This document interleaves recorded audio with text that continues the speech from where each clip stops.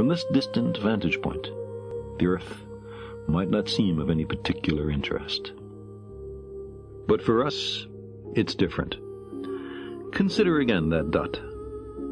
That's here. That's home. That's us.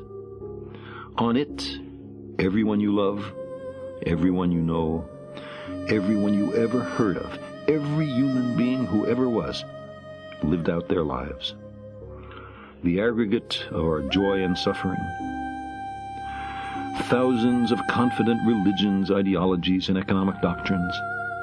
Every hunter and forager, every hero and coward, every creator and destroyer of civilization. Every king and peasant, every young couple in love, every mother and father, hopeful child, inventor and explorer, every teacher of morals, every corrupt politician, every superstar, every supreme leader, every saint and sinner in the history of our species lived there, on a mote of dust, suspended in a sunbeam.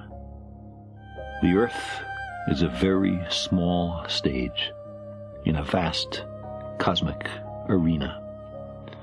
Think of the rivers of blood spilled by all those generals and emperors, so that in glory and triumph they could become the momentary masters of a fraction of a dot.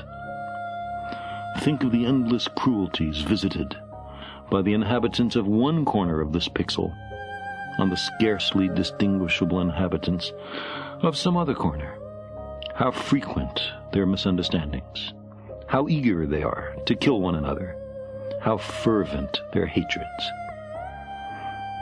Our posturings, our imagined self-importance, the delusion that we have some privileged position in the universe, are challenged by this point of pale light. Our planet is a lonely speck in the great enveloping cosmic dark. In our obscurity, in all this vastness, there is no hint that help will come from elsewhere to save us from ourselves. The Earth is the only world known so far to harbor life.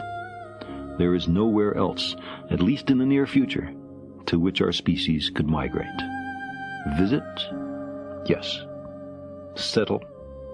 Not yet. Like it or not, for the moment, the Earth is where we make our stand. It has been said that astronomy is a humbling and character-building experience. There is perhaps no better demonstration of the folly of human conceits than this distant image of our tiny world.